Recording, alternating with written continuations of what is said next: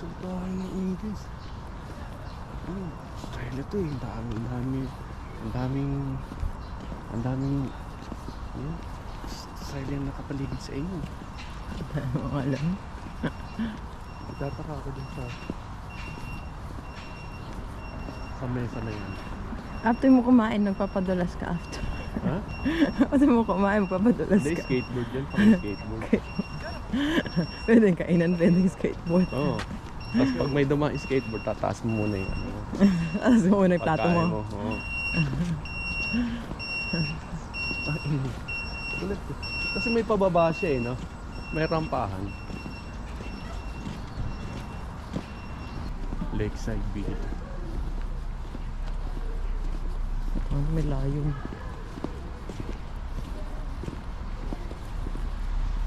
Layo naman ang kainan. Kainan. Gagi, baka mamaya papuntang basta yung mga yun. Oo, ano. Ito yan ang convention center. Oo. Oh, yan na yun. Dito tayo kakain? Oo, dyan.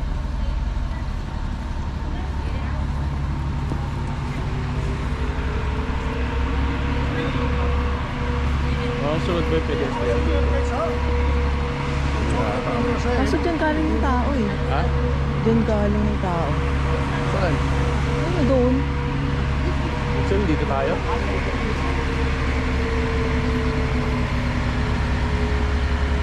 Wala na dito kasi.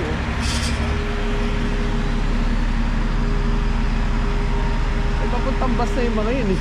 Oo.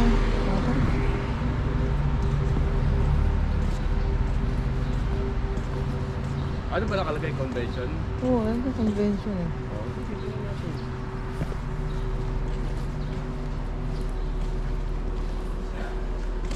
Hindi eh. May ano eh, oh. May close eh. May graba-graba sa loob eh. Ano? T-shirt, short lang.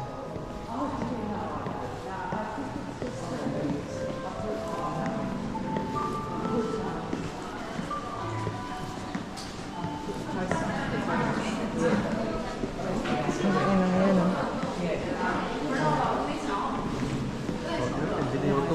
Epic na.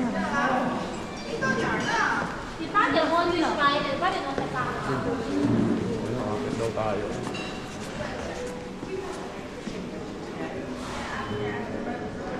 Kasi ano natin, room ano natin. Dito. Akit lang. Usap. Ibig sabihin, hindi pwede lang ano dito. Mga senior. Kaya nga walang ano, sa requirements, active ano, walang disability, walang children. Kahit pag basta makapasok ka dito, pwede ka kumain. Eh, nakita mo ba yung entrance ng Manor na to?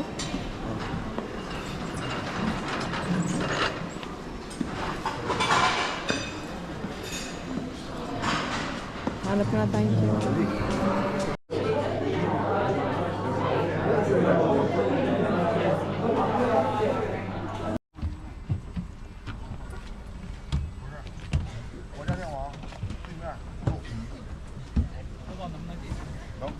，Morning in Chinese， 早上好。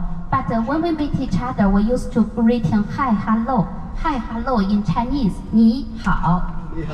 Yeah, 你好。E is like our niece， 你好。And if you put one more word， 妈，你好妈 means how are you doing? How are you? Yeah. If you want to say good, good in Chinese， 好。If you want to say very very good， 顶顶好，顶顶好，顶 means very。When you all stay in China, every day I'm going to teach you how to say something in Chinese. And then 10 days later, after you go back home, you can be the Chinese teacher at home. Yeah.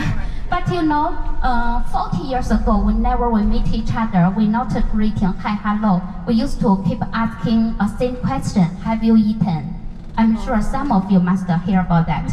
When you were young at home, your parents may tell you, don't waste for food. A lot of Chinese children are starving. Yeah, and at that moment, Chinese people starving, not enough food to eat.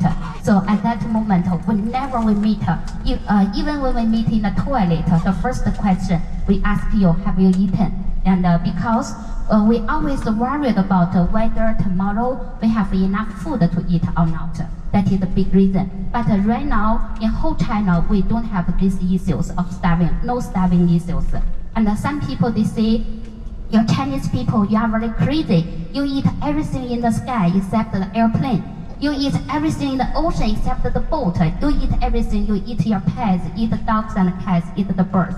It's true, yeah. When my parents, when they were young at that moment, we eat the tree leaves, we eat the grass, we eat the skin of the tree, we eat whatever we can eat.